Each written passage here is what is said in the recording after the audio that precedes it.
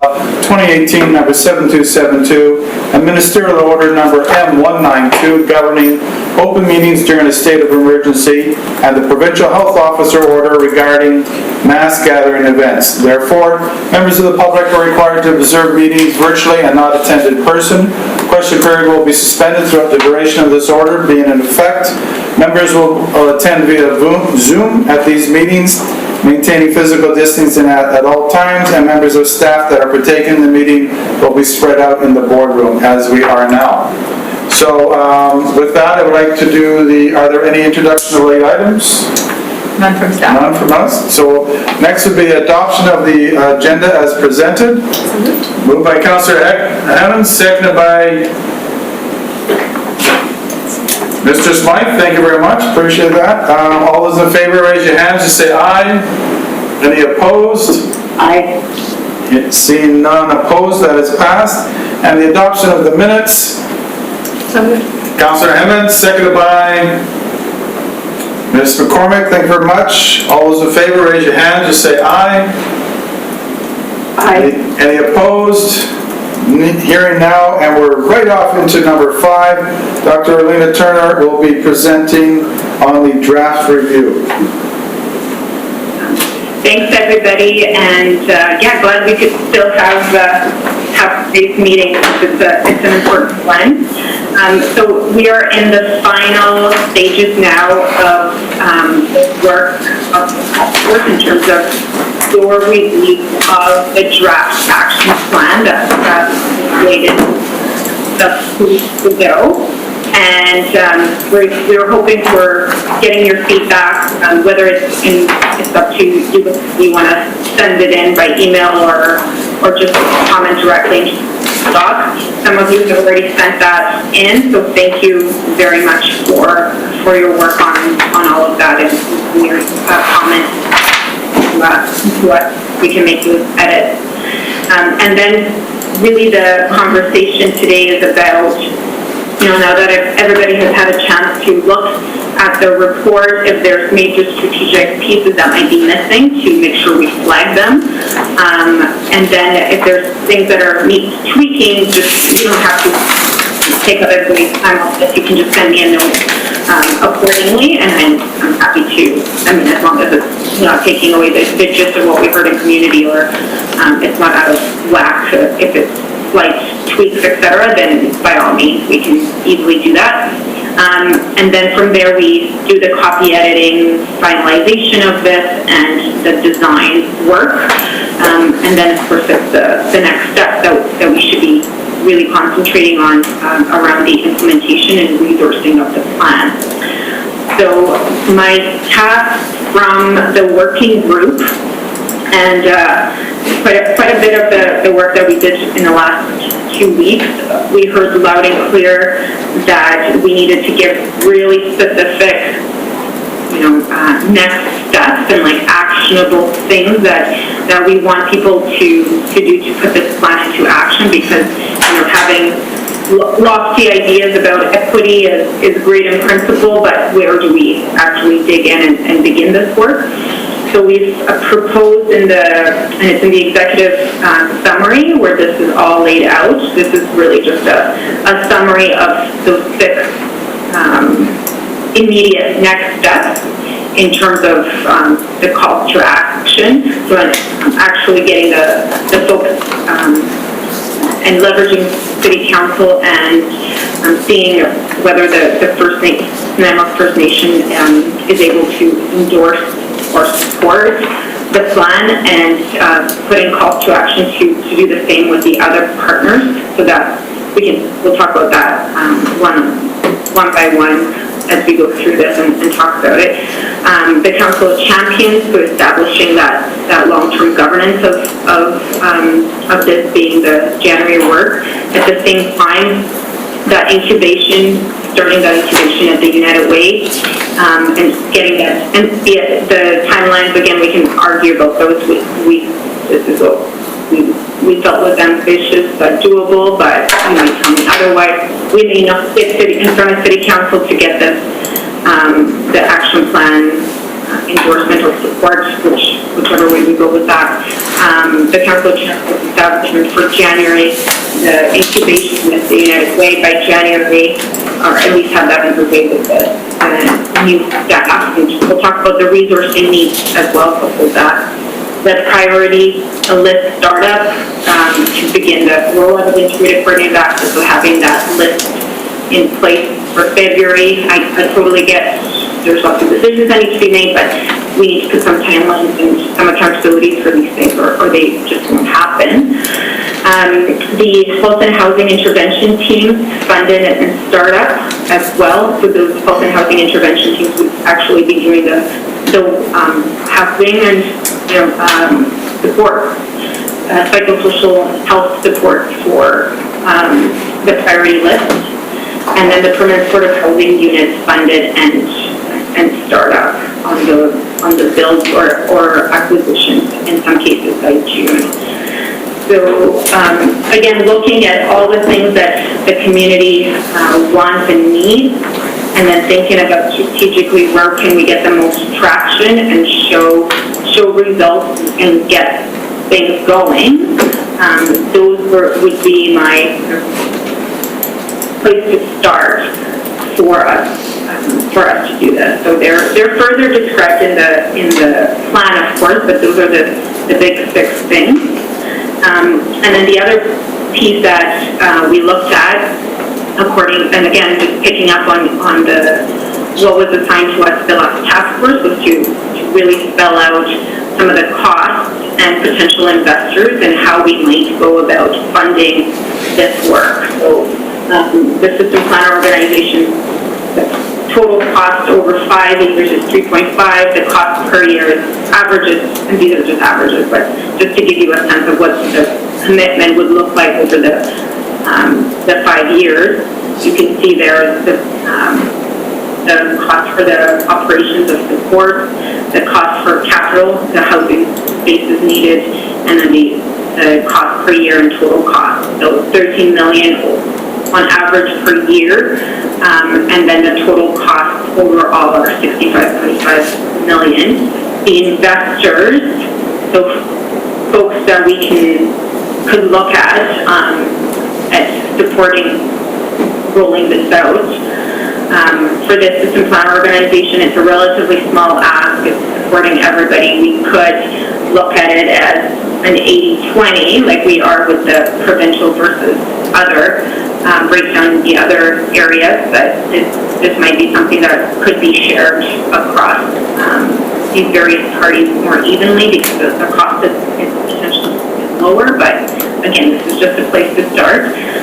Support, these tend to be the entities that are the major funders of psychosocial and health support that we would be looking to add to the ecosystem. So healthy housing, United Way, MCSD, MSDPR, so poverty reduction. I'm not sure what PPP is, but I think I have it written out somewhere else. So John's going to call me out on my acronyms because now they're biting me in the butt. It's private sector, philanthropy. And then the housing, so the capital, CMHC, BC Housing tend to be the ones to do this piece. We may or may not have some access to City of Nanaimo if there's lands that could be contributed to this. So, and then philanthropy would be another one. So, as you can see here, just from the social impact audit work, when we look at where the money tends to come from in the sector, it's primarily provincial funding sources that go into the social safety net, and that's obviously there's a social transfer from the government of Canada into the provinces, and then the provinces fund further down. So we need to also be realistic that local donors and private sector and municipalities are not going to be able to come up with this funding from current resourcing. So we're going to need to have an advocacy strategy with the government of BC to with probably these ministries, but also likely higher up as well to ensure these priorities are funded. And to get back on, to be on track with some of these, we're going to need to have that call to action fairly quickly. So when I look kind of at Yeah, sorry. Councillor Hammond's had a quick question, I think. Thanks. Alina, Sure, yeah. do you mind if I just jump in? Sure. Okay, can you go back a couple of slides? Yeah. Thank you. So the integrated coordinated access startup with the priority list, that makes a lot of sense to me. The health and housing intervention teams funded, those are a tool of integrated coordinated access, correct? And those would be comprised of the service providers kind of reorganizing around the concept of integrated coordinated access. Is that accurate? Yeah, it's people that are going to do something, they're going to work this list. Right. Yeah. Okay, perfect. And so I'm seeing 4 and 5 is definitely within the arena of kind of a new entity or service providers, kind of frontline stuff, whatever that looks like.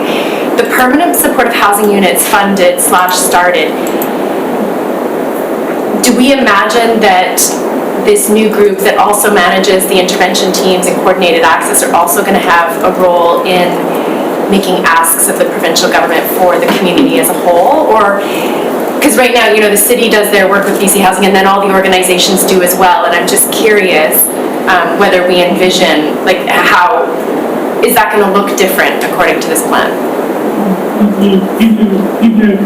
So this Council of Champions, and I don't have the slide where we talk about who's here, but it would, BC Housing is represented here, Island Health is here, the city's here, private sector, First Nations, so all of those decision maker levels would, and the coalition, representation unit, all of that, those guys presumably would be able to push the policy funding levers as appropriate to get these units funded and started. So now I'm not sure, like, if there's things that can't happen, things that happen here versus behind closed doors. That's kind of might be an operational detail, but the role of this Council of Champions would be to be able to have the song sheet to say the NIMO needs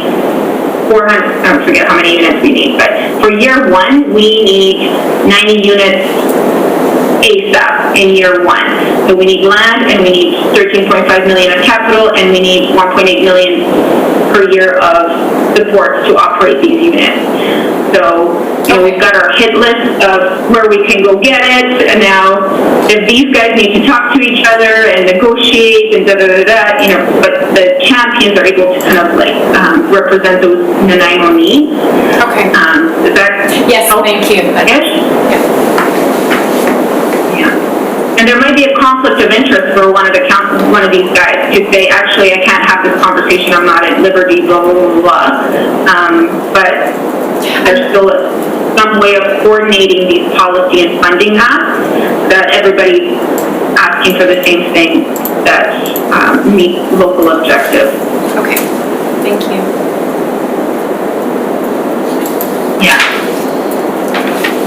Yeah, I guess, like, before I kind of open it up, sorry, was there another question?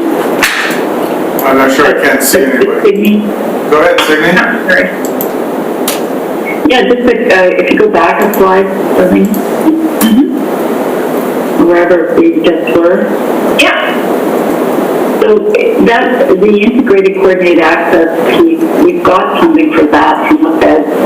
Yeah, we've already contracted and started that process. So, but to move, and everybody knows this already, I'm just reiterating it again, is to really drive that, the best use of our resources. We need to have the other funders in agreement, either in a Council of Champions and making a commitment about the permanent supportive housing piece, because otherwise, that's been our challenge all along. We've got a little bit of federal funding, we've got the deliverables on that side, but if we don't have that agreement on those other pieces with the other funders, and those who are influencers like the city planning and access to land and all that kind of stuff. You know, we can't drive the integrated piece to the best of its ability.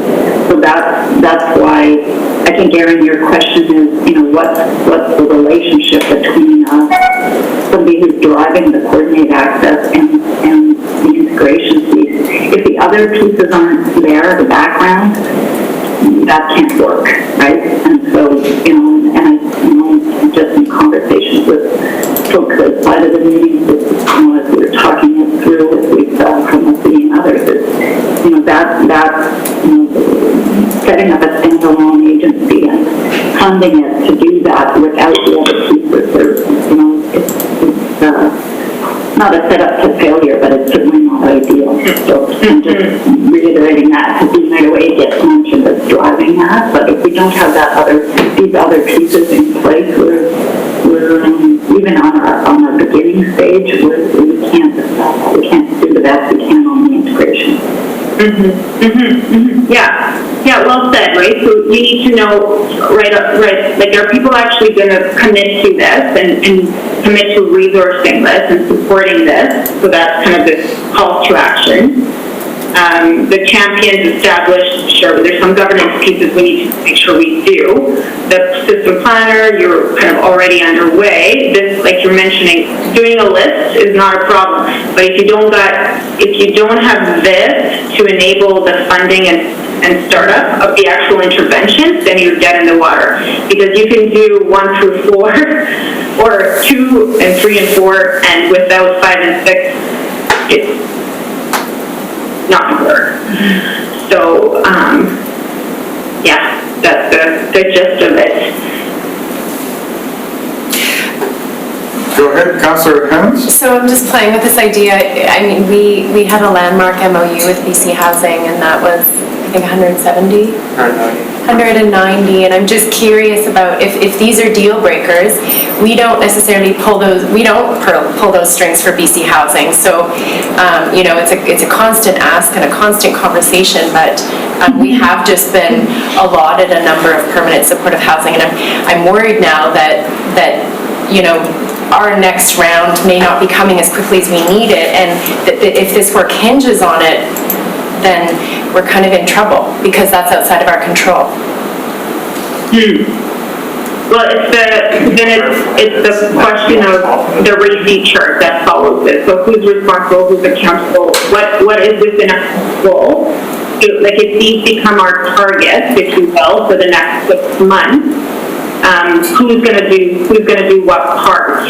So, you know, for instance, can we leverage City Council and SFN to issue the call to action to these other entities? Is there, CMHC is making major announcements, right, investment in housing right now. So can we, you know, assign somebody to do an application for the CMHC money to get these units funded? They're all important things.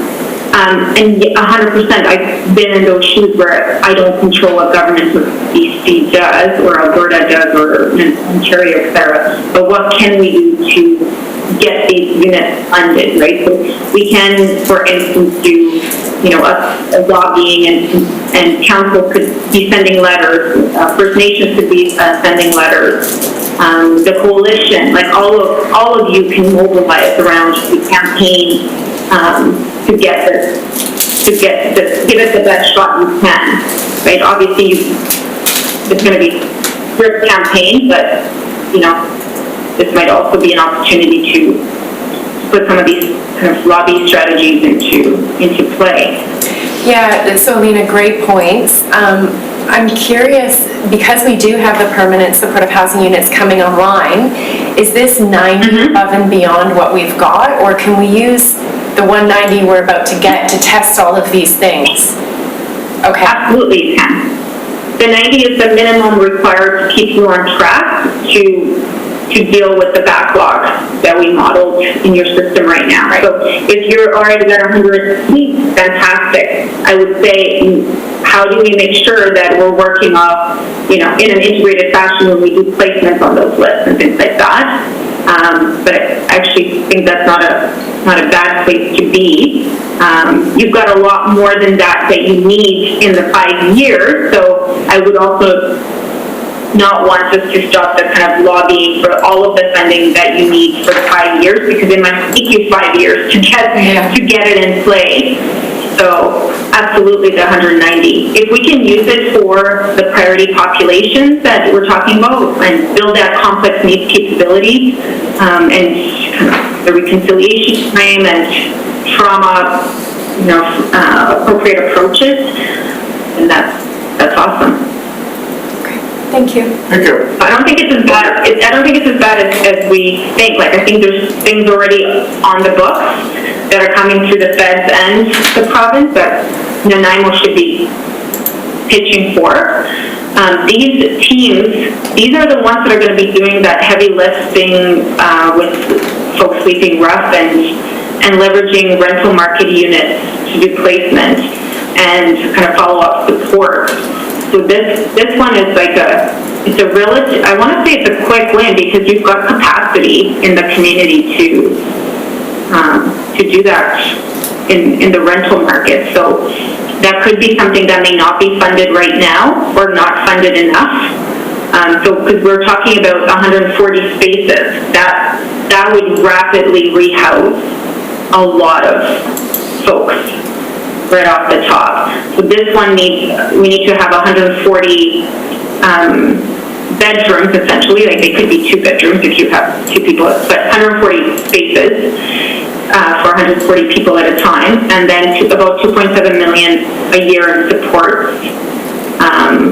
So that's supports and rent subsidies. So I can break down supports versus rent subsidies if that matters, but it's 2.7 million per year to do this work, because then you could start housing people. I don't know. John and Jason are on the call. Like, how quickly if there was money coming in for rent subsidies and case management, how quickly could we house 140 people? That would make a huge impact at the street level. Welcome to the Osborne in LA, Mid-Island, Pacific Rim. Get that one. I think somebody's watching the signing in of our province here. That was really like, she just made a minister, but I missed which one it was, sorry. And now we've got Josie's parade. Yay. Okay, carrying on. Don, I had my hand up and Okay, so let's go with Sydney and then Jason.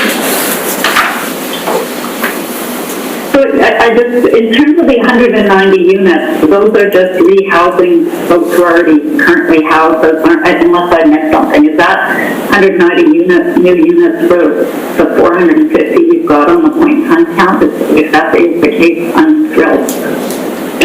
And so, that was just one comment of, have we got 190 new units coming on board that are housing people who are actually absolutely homeless? Yeah, Signe, it's a great question, and there is no net gain to this. This is kind of closing down. Like, it's a succession, it's dominoes. So this isn't, I imagine there will be reasonably some people to put through this process, but ultimately I don't know if they go through HIFIS and the VAT from Terminal and Labio. I'm not sure how that's going to work. Generally, and is Heidi on the call?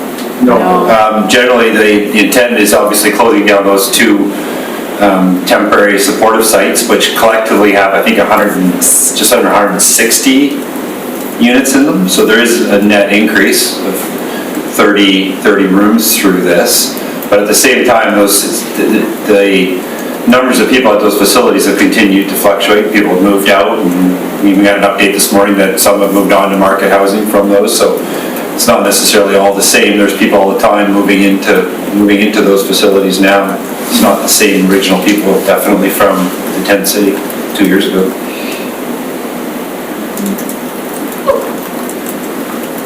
Yeah, so to clarify, 90 net new units that we need this year, and then 140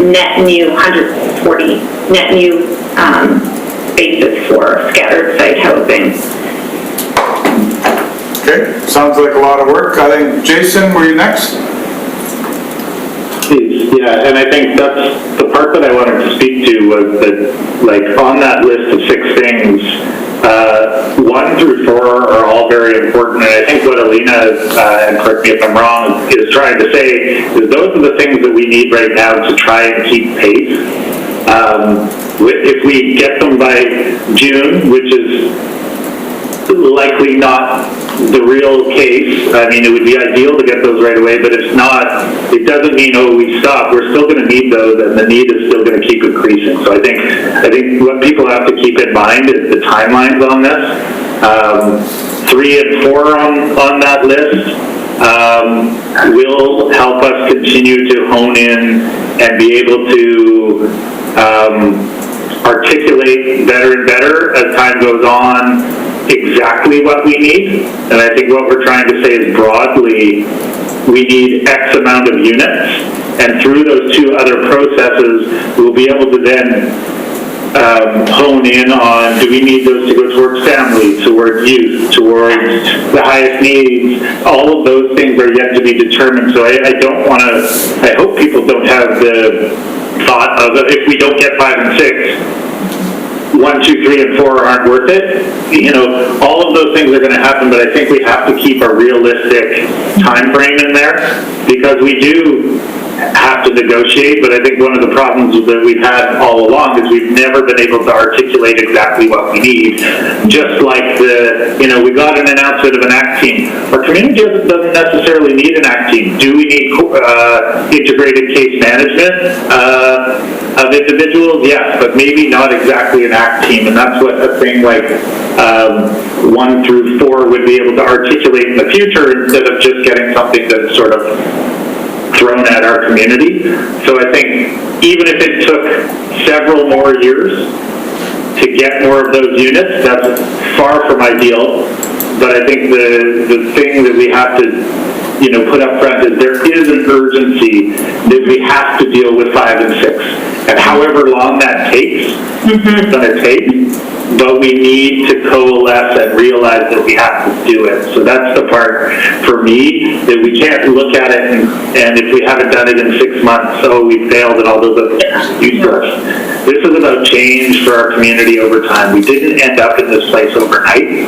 It took us a long period, even though we saw it coming in a lot of respects, we didn't take the right interventions, and we don't want to continue on that path. And all you have to do is look down south to some of the cities along the coast of the United States. We do not want to end up like Portland. We don't want to end up like some of those other places. So I think it's still essential that we keep working on our relationships, our processes, and advocating for those things. So that was, I don't know, it wasn't sitting well with me that, if we don't have 5 and 6, what's the use of doing the rest? There's a huge reason why we would do the rest, because if we don't, 3 years from now, the problem's going to be 3 times, 5 times as big, and we're going to be in the exact same places now, and I don't think any of us want to be there. And then just quickly on the piece about there are some new net units. I would imagine people will move from one of those buildings to the other if there's still tenants there. And then BC Housing already has their coordinated access process for individuals into their funded buildings. So yes, that would be using that. And it would also be supported by the by names list that'll be in place by the time those buildings are built. Thank you, very much appreciated. I think unless anybody else has a comment, we can move on to the next slide. Well, the question I have from y'all is to like, where could we be looking for investment to make this happen? So I put some thought into this as well. So obviously the BC housing component, there's some responsibility around system coordination, rent subsidies, outreach support, which is kind of like case management type stuff. There's homelessness prevention and actual capital that we could be going after. So I guess it's starting to shape out what this lobby funding strategy would be, or let's call it an investment strategy that we could be shopping out so that we can get the funding in place. You know, and I get June might not be realistic, I get it, but we got to keep at it too, or it might not happen, or we might get so navel-gazy about a council of champions and our governance that we never get to the implementation. So I really, I'm cautious about that not happening. CMHC, capital and financing for units, there's lots that can be done with CMHC without BC housing. So there's lots of communities that are going after CMHC investment and financing the balance of the project as well. So I think there's smart ways we could be looking at some novel mechanisms through CMHC, and they're really keen on getting units in place across communities. So they're asking for opportunities to invest.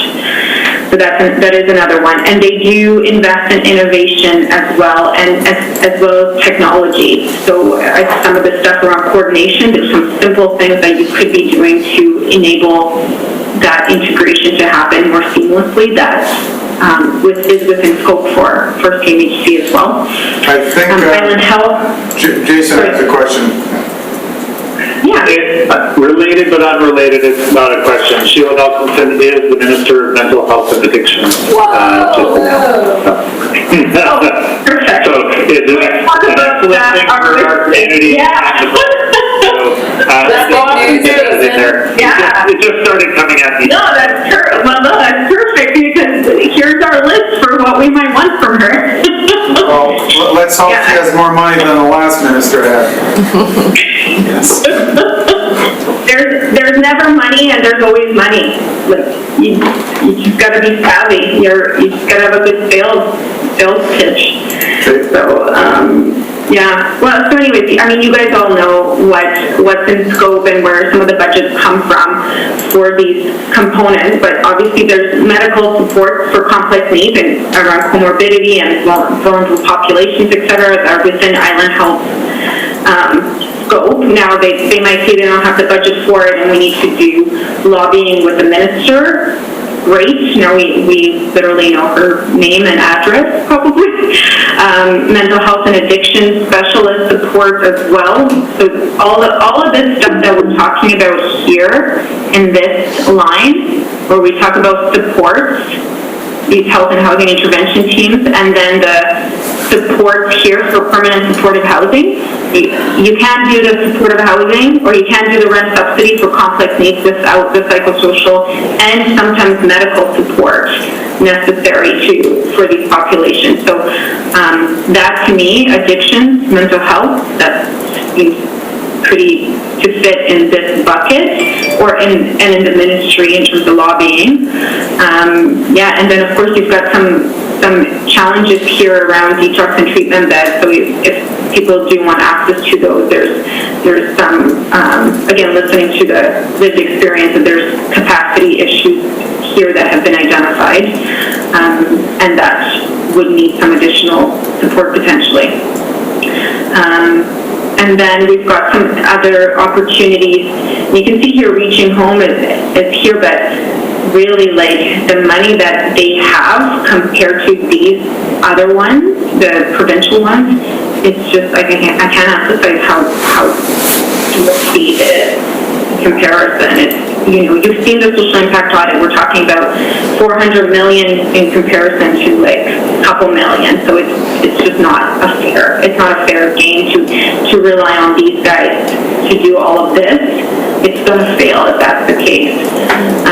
And then in terms of the city, again, looking at how other cities have mobilized to support this kind of stuff, if there's underutilized capital or underutilized land. Contributing the land to a supportive housing project is one way. I'm sure you guys, this is nothing new to you. Just to clarify around the frontline response support, you're always going to have these emergencies that pop up. You're likely never going to get out of, needing your peace officers and kind of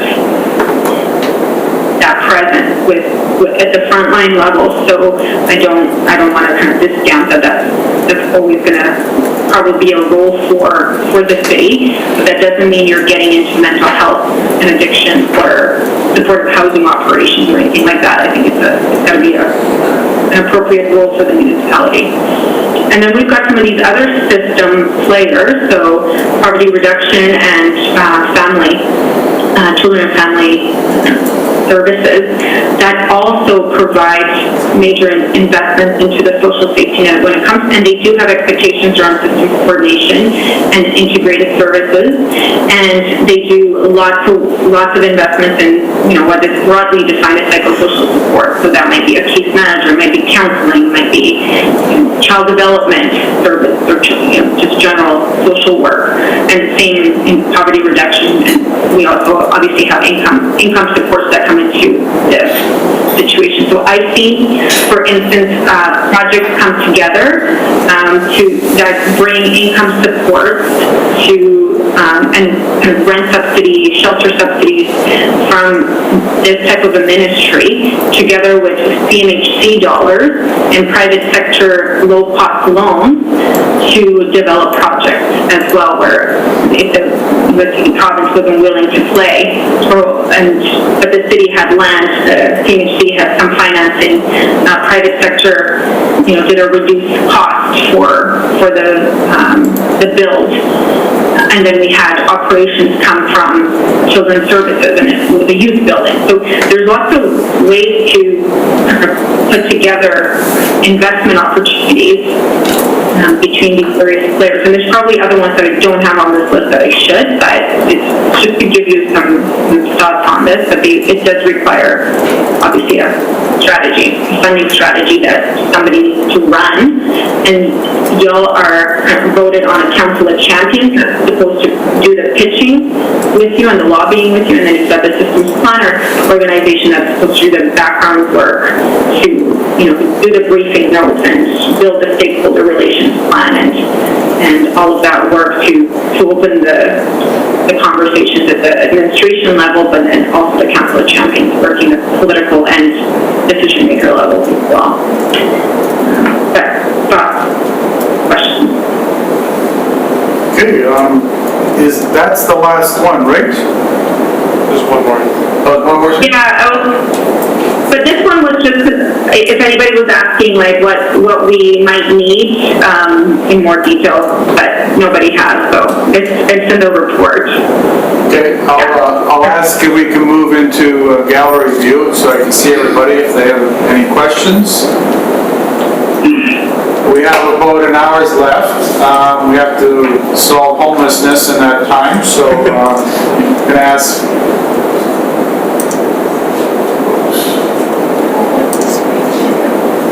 What is the will of the folks here? I think John had his hand up. Okay, John, you're first. Just a question, just before the slides go down here, just about, I'm really appreciating the investment sources information slide.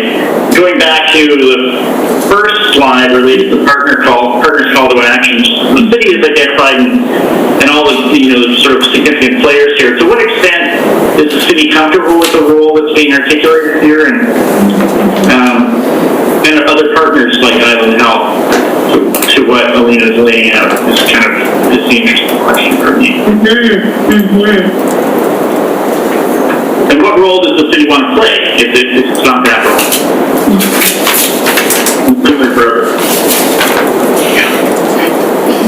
I'll let Aaron go first. Well, I mean, John, that's the $1 million question, right? I mean, I see a natural place for us, obviously, at the Council of Champions, and we're always I can't imagine a time that we're not advocating, excuse me, with the province for more health or housing services for the community. Obviously, no, I'm not even going to follow that train of thought. Actually, those are just my immediate thoughts. Okay. Just want to jump in, or? Nope, okay. Okay. I think, well, if I may, it's related to John's question, and that would be for Island Health, and if BC Housing were here, I would be asking the same question. So, you know, one of the things we've learned throughout this process is that 90% of all of the funding around health and housing come into the community from our two major government players, which is BC Housing and Island Health, and the community has some kind of control over the 10%.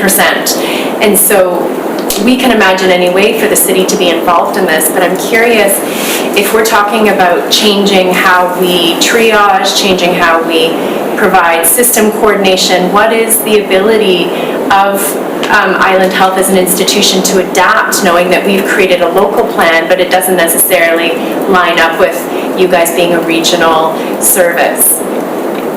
So I'm going to take John's question and I'm going to put it over to Island Health. Sorry, Sheila. Welcome to the Health and Housing Task Force. Sheila.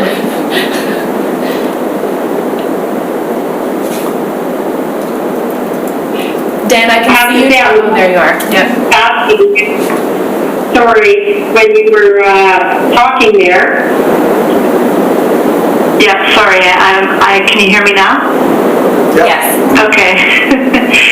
Thank you. And I'll just jump in. I know Sheila just joined us, and thank you, Elena. It's such a well thought out process and very comprehensive. And of course, knowing that I'm new to the work, I've really appreciated your very thoughtful way of approaching this and really lining it out. And as we've reviewed it in the past, there definitely is elements in here that 100% Island Health is on board for in terms of the health component. And we are always looking for opportunities to really create our programs, do some more collaborative work formally with our partners in public health and community health services. And really the current situation with COVID has allowed us to really start to look at how those partnerships are going to become a little bit more formalized, so that we're not cobbling things together and really looking to putting proposals forward for sustainability. So, I think it lines up absolutely with the work that we're currently doing. And it will also contribute to how we advocate for funding, for opportunities, for new initiatives like managed alcohol programs, harm reduction programs into the housing space, etc. So, I can see definitely where the roles and fits are for Island Health. And I'll just add, it's Sheila, hi. It's, sorry I'm now late. I think where we're all really struggling is those people that, it's really hard to house them in any way, right? That's our biggest challenges. And, it's been going on for quite some time, and none of us have, a solution for this. And I don't know how we get creative and come up with better solutions. I mean, don't you think that, and it seems like that's everybody's priority, right? Yeah, you're right, Sheila.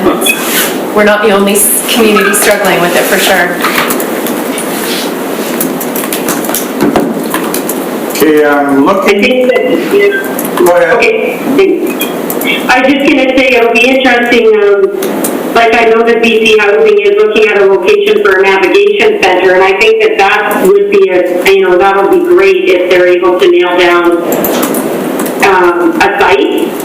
and that might be one step towards trying to help these people.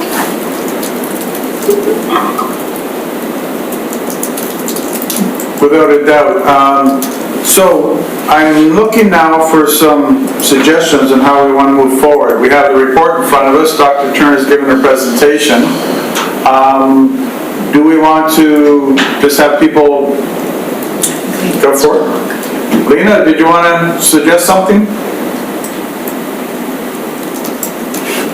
Just kind of there. Yeah, well, I was thinking about this, and we kind of debated a couple of things at the working group, so I'll just share them just for like all the transparency that we can have.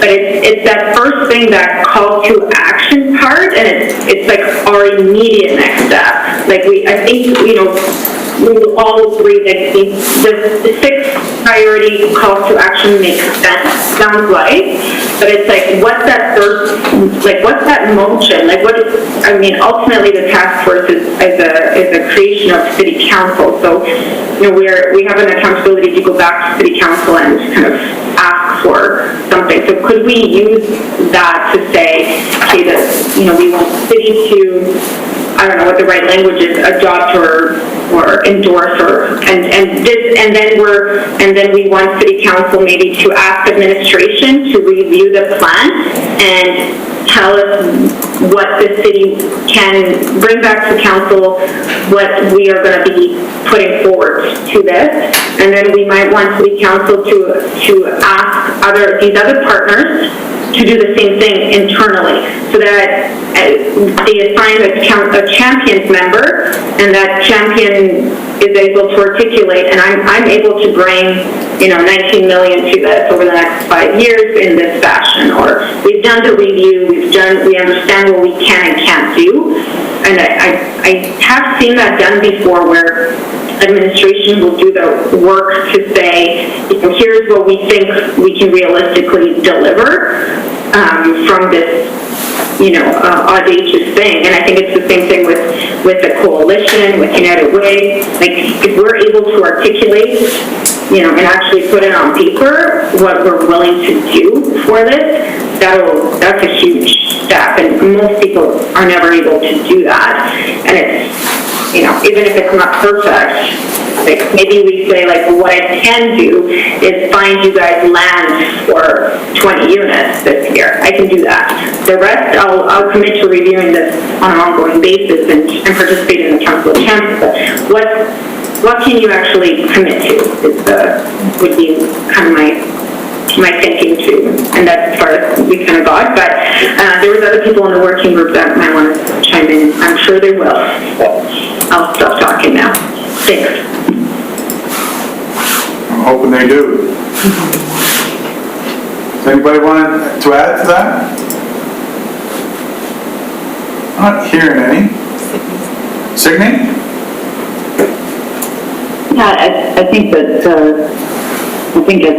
we captured what we talked about in the working group is really, this is the city's health and housing task force. The city's now got recommendations about an approach. I guess the question is, what role is the city wanting to play and aligning its own resources to this plan?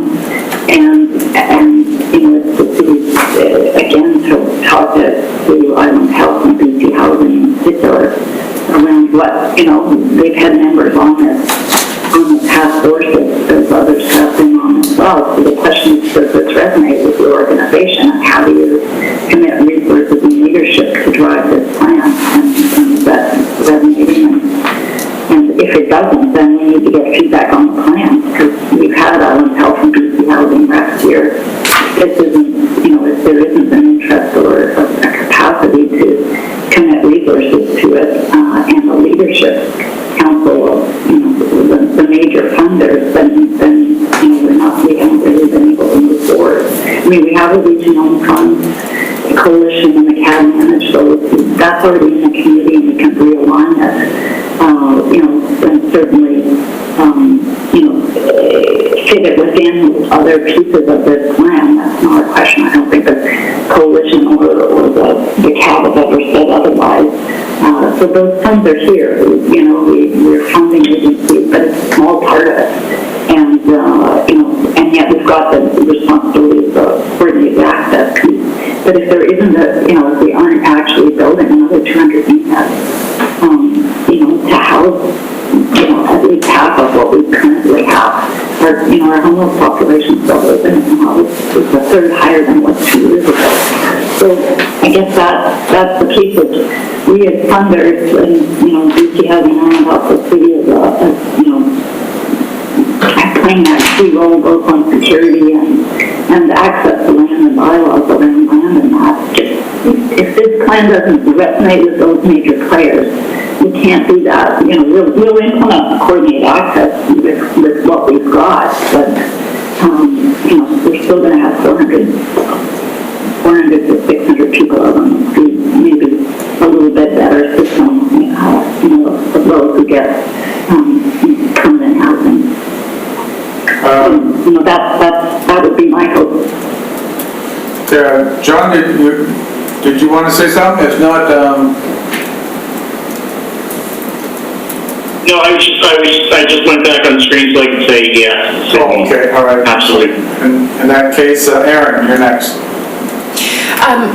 Signe, if I'm following your train of thought here, so you're suggesting a timeline could be this goes to council, it gets endorsed. Council won't adopt this plan because it's multi-stakeholder, but there could be an endorsement process, and then we would, in your mind, Signe, ask staff to pull out the actions that staff have the ability to make movement on, bring that back to the Council of Champions table, but even broader than that, bring this to our advocacy tables and bring it to BC Housing and bring it to Island Health and say, what is your ability to commit? My worry about that approach is that if both BC Housing and Island Health say, sorry, we're locked in for 3 years, then, well, I mean, I guess we cross that bridge when we come to it. But does that align with what you were thinking in terms of next steps? I mean, you're experts about your municipal process and how you bring things to the council that's back there that know all of that. I'm just speaking from, you know, the community side, and, you know, that we were asked to sit on this from the city side. And so I think the expectation was that the city would be articulating what role would it play as a leader in driving, you know, solutions around the homelessness piece. And so, you know, I think that's, and I know in conversation with the city staff, I mean, they're all working so hard. They have complex jobs through COVID and everything else. It's not a question that the city aren't doing lots. You know, and we're in conversation around, you know, how to best invest that latest COVID reaching home funds in a solution in the community, and, you know, working closely with the city staff. So the city's already doing pieces of it. But I guess, you know, that, you know, one piece I haven't seen come out of this whole process is, you know, how much city staff time and resources are they already committing to? And is that going to be repurposed? And is that an intention? And I'm not answering your question, you know, specifically about what you bring to the city council, but I guess, you know, the city's going to be wearing this problem, whether they take a leadership role or not. And I think, I don't know where you had that conversation. You know, it's not funding everything, but deriving a leadership role along with BC Housing and Island Health and those about access with the federal funding, or you know, like, have you internally at the city level figured out what role you want to play from a leadership role? And if, you know, not funding at all, and is that something you need to do and come back to this group, be part of this process, to say, you know, here's all the things we're already doing, we're going to keep doing that, but we can keep playing this role in you know, in the 6 points or however number of points, and that includes working with Island Health and BC Housing to, you know, drive building like 400 to 600 units and you know, playing a role as a coordinator on the ground. So I'm not sure I'm answering this, you know, I'm just trying to leave this along and nobody else is talking. So I'm speaking to say, you know, I know that if we don't get leadership and buy-in at at that level and the city really clear what role they're going to play, curating the solution. We're just sitting here looking at each other going, how do we change the dial when we've spent 50 months talking about it? So, I applaud the city for doing the Health and Health Task Force and looking and bringing them on. So I have Jason and then Sheila, I think, after that. Thanks, Don, and thanks, Sydney. And I think just what I wanted to add to that piece is I think what we could commit to from the coalition side would be to come back and say, here's what we can do for sure, what we could do, and like the can do is what can we align, what is a no-brainer, and make that clear.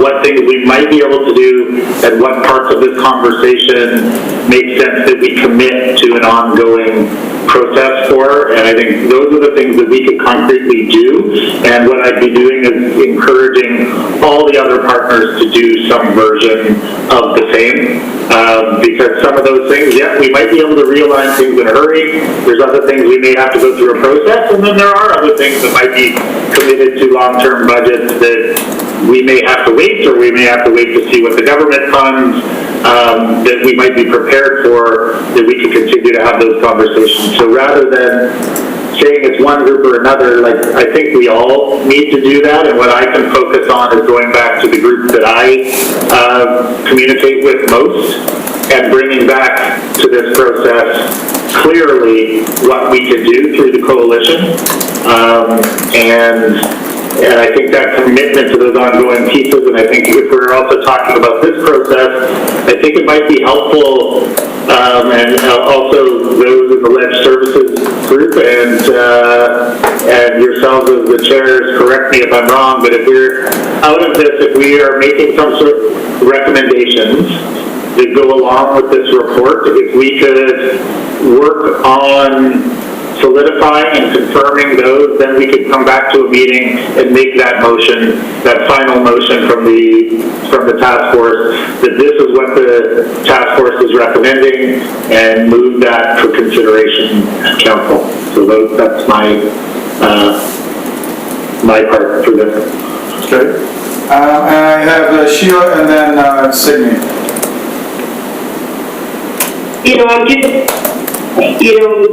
I'm curious with Sheila Malcolmson now being the new Minister of Mental Health and Addiction.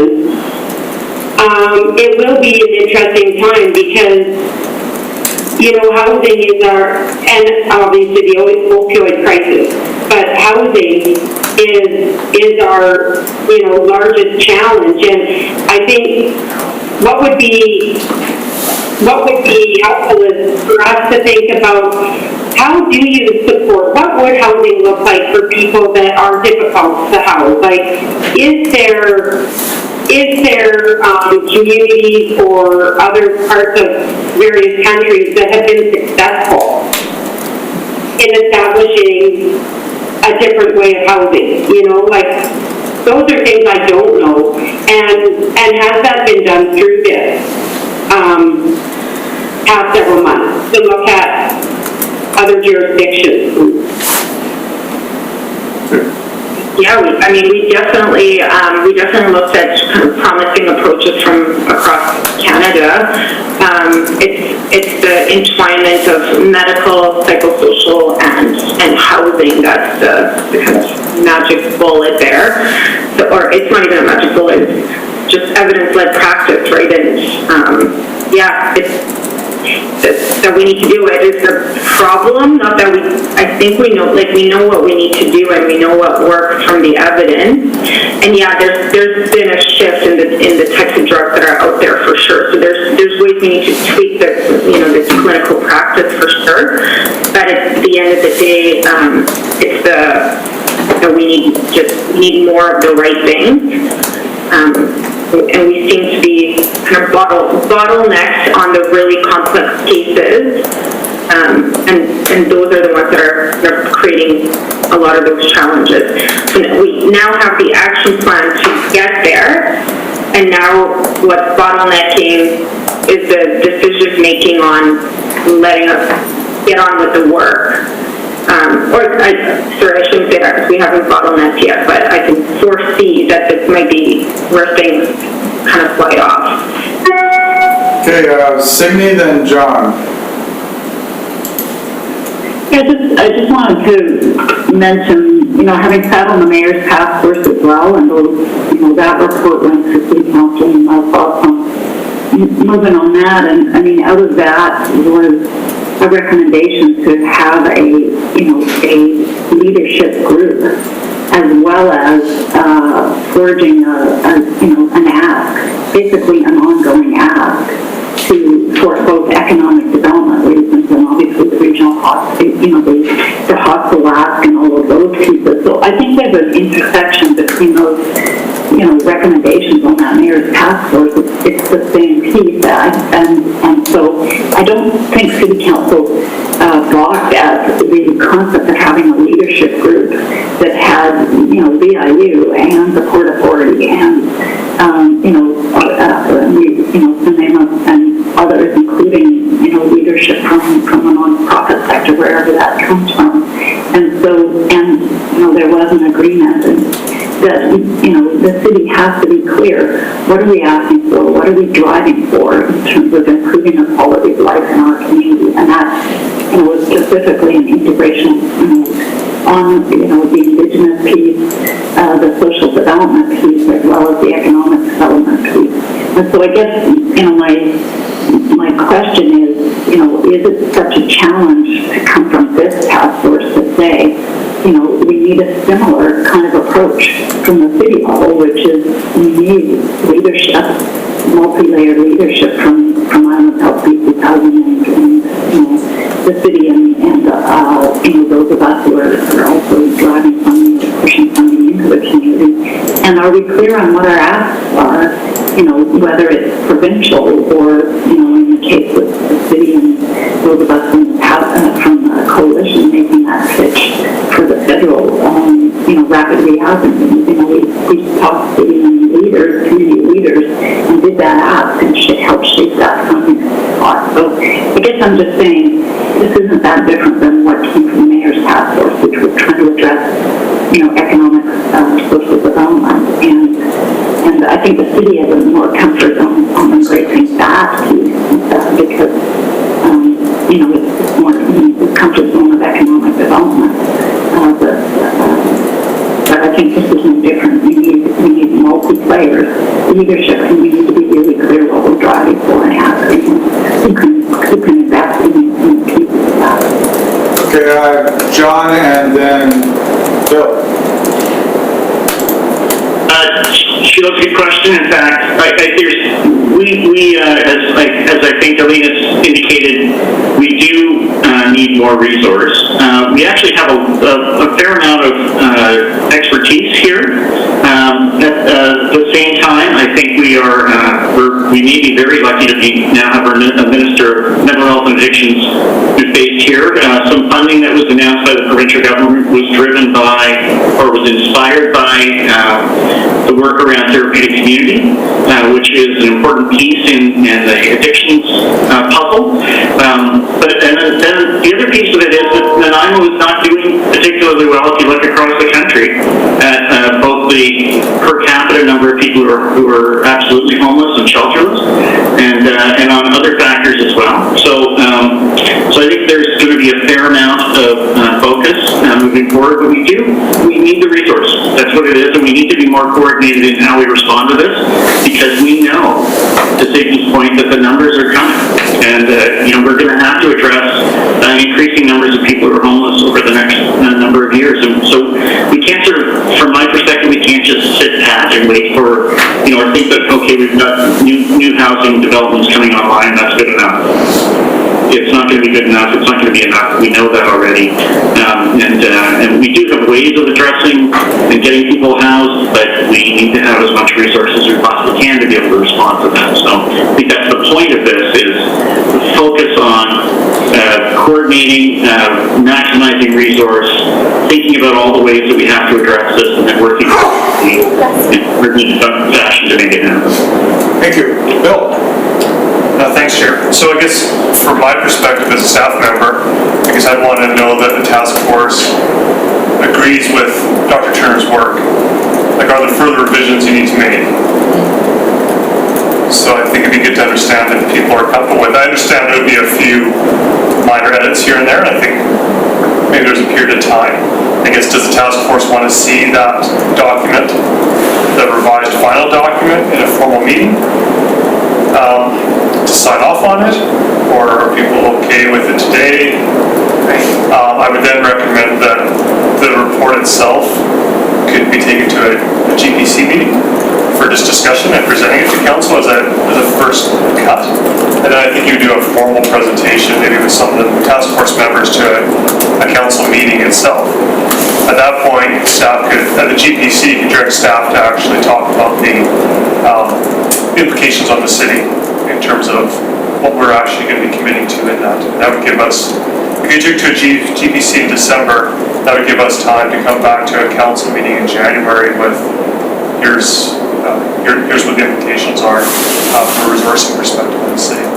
And you'd be in a position as a council to make a decision. So that kind of jives with my idea is that at a GPC, we would have a better chance to define city's role and how we're going to be part of this. Yeah, as a council, you could have a discussion of what staff would be able to provide you some breakdown Dr. Turner's report a bit more, so here's what we think, here's what this actually means in terms of resourcing and costs. You need to have a conversation.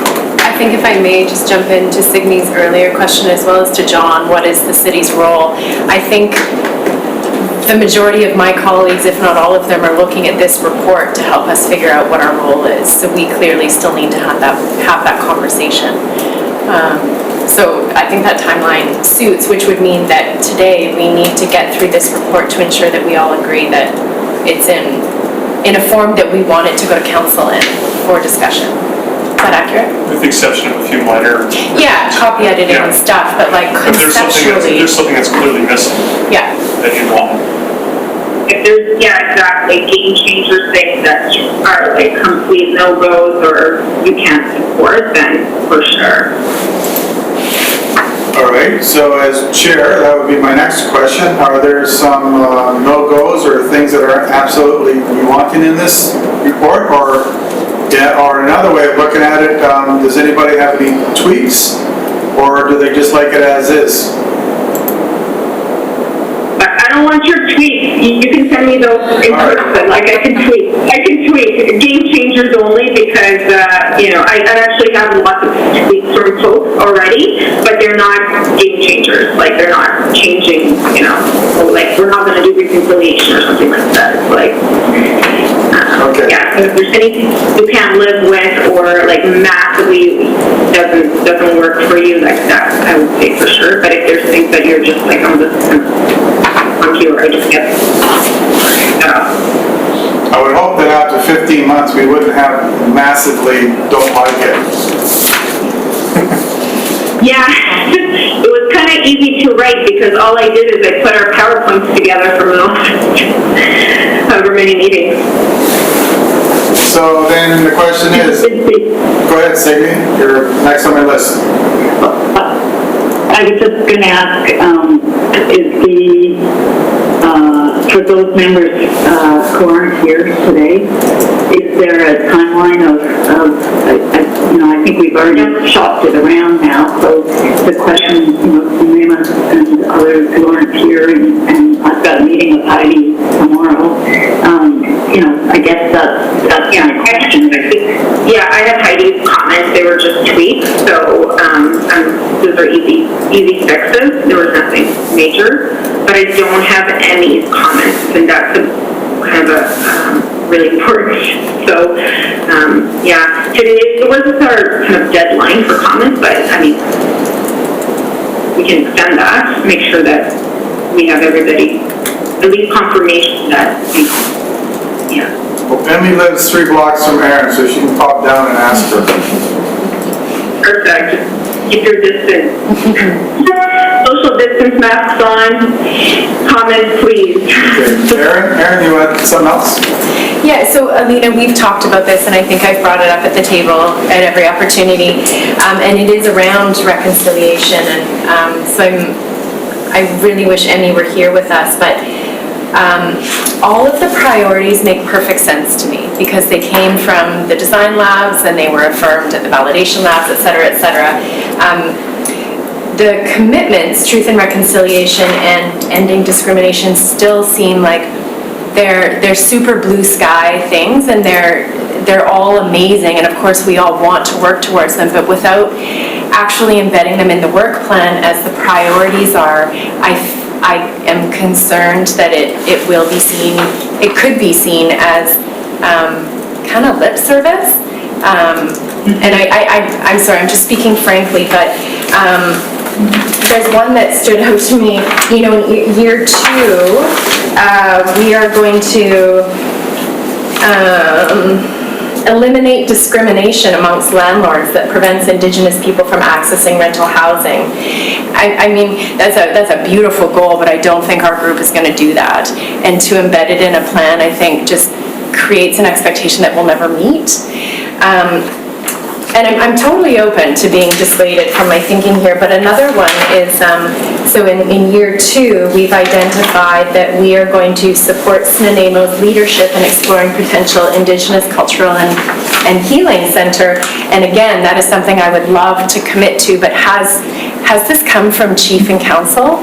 Is this something that, you know, I know Emmy's been with us the whole time, but I just want to ensure we're following proper protocol here. If this is in the nation's plan to 2 years out develop a healing center or explore it, then 100% let's get it in that we're going to support them to do that.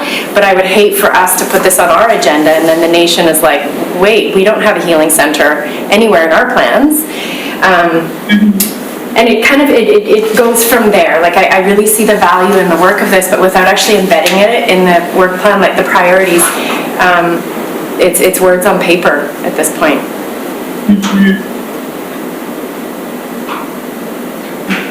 Go ahead, Signe.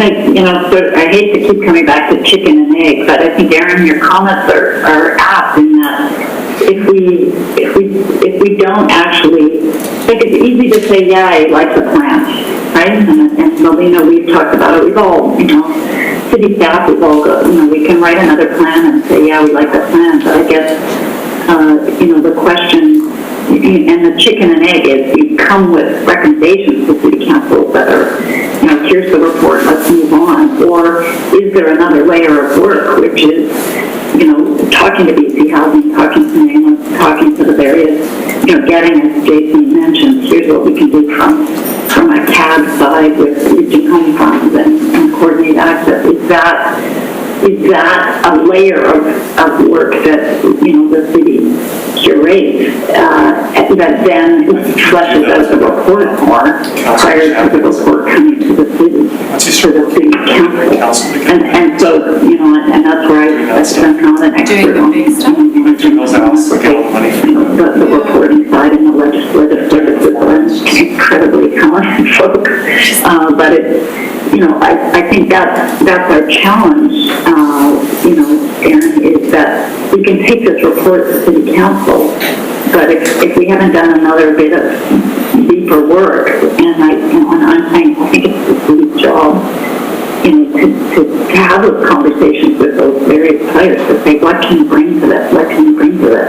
And then the recommendations are not just, yeah, we all agree that we should have this leadership group, and yeah, we should be, dealing with racism with renters, with landlords. The question is, what of this can you do with to either realign your funding, whether it's our funding or somebody else's, or so I think that it's the chicken and egg. Are you going to bring a bunch of recommendations to city council and say, here it is, and then, the city work through what their role will play, or is there a layer of work that has to be done with, BC Housing funding, on health, with coalition to go, what part of it are you willing to change or fund or,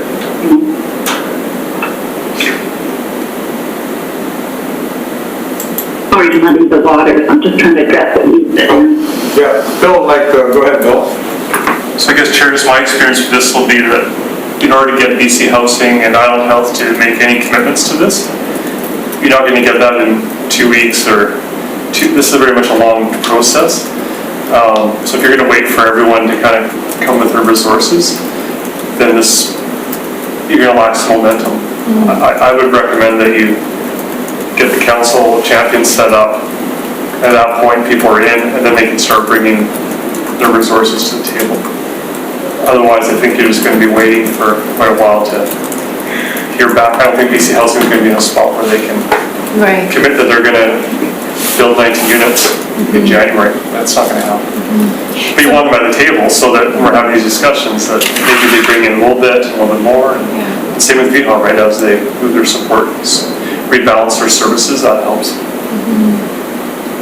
Yeah, and I also think it's probably going to be iterative in that we're going to, when they say the Council of Champions is established in January and, the city's on it, we're going to know in January kind of the outline of how we participate in the ecosystem. We have bylaws, we have police, we do, sanitation, et cetera, but as we go along the work of implementing the plan, what we're able to free up and bring is going to hopefully change as these conversations happen with BC Housing, because they are ongoing.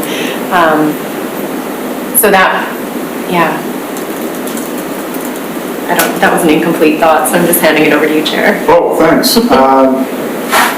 Dr. Turner, you're off mute. You must have something to say. Well, I was just thinking, some of the stuff is easy tweaks, right? So to your point, Aaron, around the, eliminating discrimination by landlords.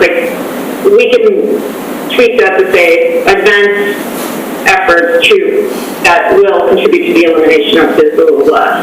And the work plan talks about training initiatives and So we did drill down much more than I normally do with these plans into these kind of when initiation and the actual kind of the initial first steps in implementing some of these, actioning these things. But some of, back to Sig's point, all of you will need to do the hardware human access stuff too. So, and I always like to use our organization as an example because we have a reconciliation commitment too. And so for us, when we said we're going to apply the reconciliation lens to everything that we do, which is a lofty thing and it's in our mission statement and all these things. Okay, so that's part of everybody's work and our commitment. So in the first month, we hired a VP of Indigenous Transformation. We then have she brought forward, because back to the point around Indigenous people need to drive this process forward, it's absolutely the case. So you need to create the opportunities to have the conversations around transformation and applying reconciliation to your practice. And you don't know what that is because you need to take baby steps toward it. And I didn't know where we were going to end up today versus 2 months ago when we made that commitment. So, and now we have an elder that begins our work in community, for instance, and we hold circle for our work in certain aspects. There's also a lens in our hiring practices as well. So there's once you make the commitment and you commit to actioning the commitment, you will find the to-do list. You know what I mean? So. I gave some bullet points, about 3 to 5 bullet points in each action to give some ideas on where to start. But if there's a will and if there's a commitment, there's things you can do. I don't doubt that. Again, our elder, Doreen, always tells us, just don't be scared to mess up because, it's the learning that gets you closer. The inaction is what paralyzes us. And she would just like this. Us in the dominant culture are so scared of making a mistake that we don't do anything. And then we also ask Indigenous people to take the first step and, well, you need to tell me what I need to do. So I address my colonialism. It's no, that's our job. We have to figure that out. So that's a really, it's a call to action, really. differently on how you apply that to your work. If you're moving in the right direction, and people will pick on messing up. I mean, I use the word tribe inappropriately in a meeting, and I never did that again. And so you're creating those opportunities to learn, and you have that culture of actioning this stuff in practice. Just some thoughts about that piece. But in terms of eliminating racism and things like that, I'll make sure that it's supporting initiatives that that kind of tweak it and not be so declarative, if you will, but still work towards those aspirational goals in tangible ways. And Karen, you had something else to add? Okay, well, just that I appreciate that, Elaine, that resonates with me. I'm curious, there's Emmy right now. I would like to check in with the nation about, and I don't know the process of that, but City Council has a protocol agreement working group where we table common issues between the nation and the municipal government, et cetera, and I would just like to ensure that we're following proper process before we take on that priority, or that, commitment. Hi, Emmy. Hey, Marina, she's left. She's there. That's my cue. All right, I need to know how we're going to proceed going forward here.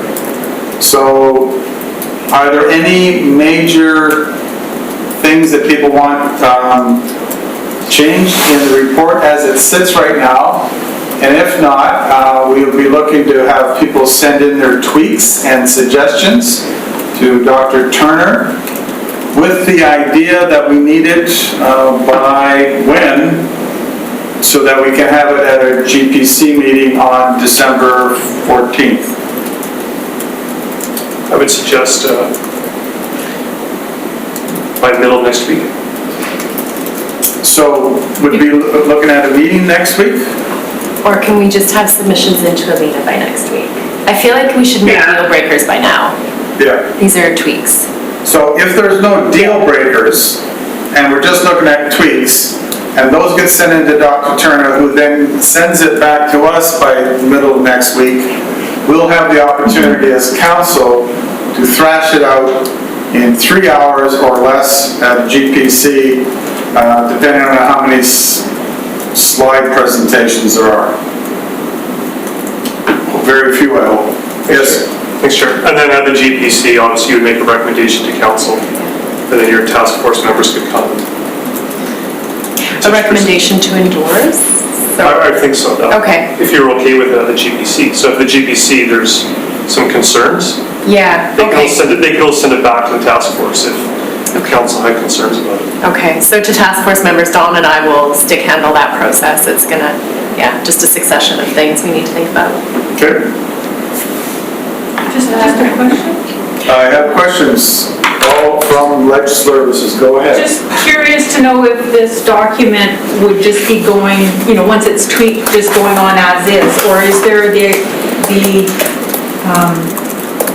I'm just worried about council getting stuck without any recommendations or direction for them to go through to debate and talk about.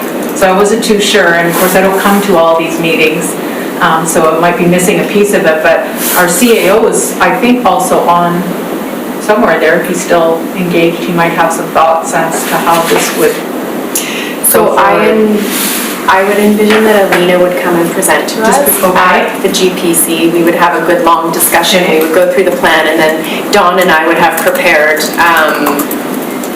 motions ready, and they could be proposed recommendation to endorse, or we could get into specifics. Dawn and I will sort that out.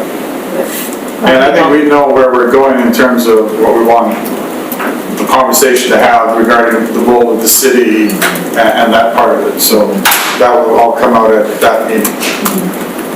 Okay.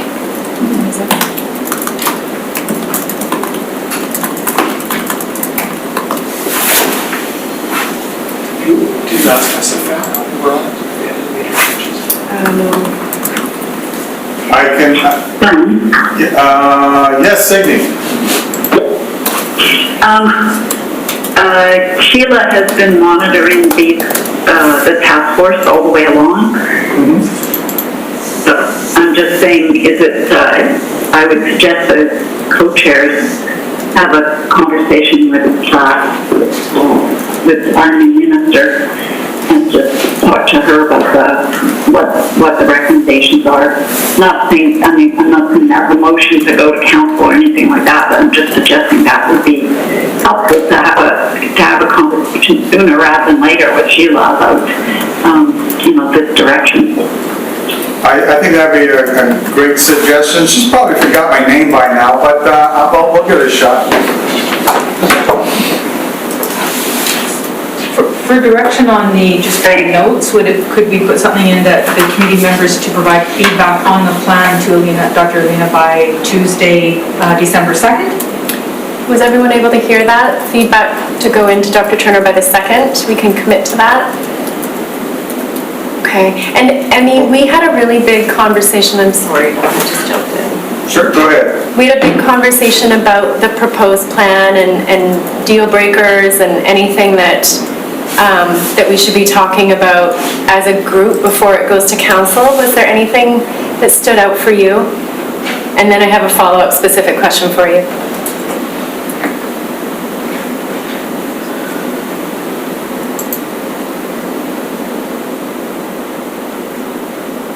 So is there a presentation you guys went over on the plan, or this is the plan that we verbally talked about before? So we sent the document, I think Ledge Services sent it last week. Okay, I'll need to look at it and then get back to Lena. Perfect, yeah, especially the stuff around the First Nation, and I want to make sure that we got the wording. Yeah, and I want to go over with Marina before I give you my 2 cents. Perfect. All right, thank you for that. Sheila, I think I had your hand up. So what email you said Ledge Services, is that how we should search it? Because I haven't seen the document unless I overlooked my email. You probably didn't get it because you're not a committee member. Okay. And so, We'll get it to you because we really like you. thanks, Dawn. Unlike me, he doesn't like. You're still fine too. Okay, our conversation is starting to dwindle. It's 3:45. Are we okay on process here? Go ahead, Erin. Thank you. Now, Emmy, that you're on, I just want to note, before you came on, I had flagged a bit of a concern for me, and that's that we have one of our commitments is towards truth and reconciliation, and in year 2, this group is suggesting that we will support Nanaimo leadership to develop a culturally appropriate healing center. And knowing how governments work, I just want to ensure that Chief and Council is aware that that will be embedded in our plan and it lines up with what you folks are doing. So we're not kind of, does that make sense to you?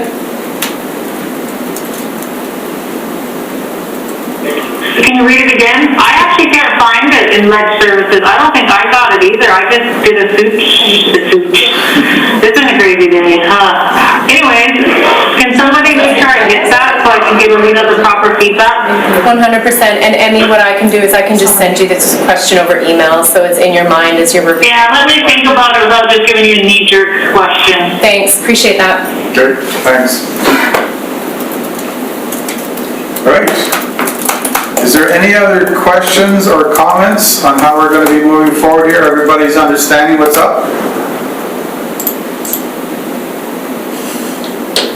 I'm getting noddings of heads, which means I think we're done. You want to say something? No questions, adjourn? Okay, in that case, I want to thank everybody. It's been a long journey to get to this point. And we have a little bit more work to do, and I would hope that everybody would have an opportunity to have read over the document, get in your tweaks. The Dr. Turner, I've got a couple myself, and I'll have them in there by next Tuesday. Tuesday. next Tuesday, so that we can get the whole thing in front of council on the 14th. So that's our plan moving forward, and we'll have lots of great conversation. I'd invite you to spend some time and watch our GPC meeting if you're totally bored and have nothing to do, and that would be great. Failing that, I'm looking for a motion to adjourn. By Councillor Emmons, second by Mr. Smythe. All those in favor, raise your hands. Be opposed? I hope not. If not, everybody have a great day, and we'll see you in a few days, maybe. Bye, everyone. Thanks. See you. Thank you.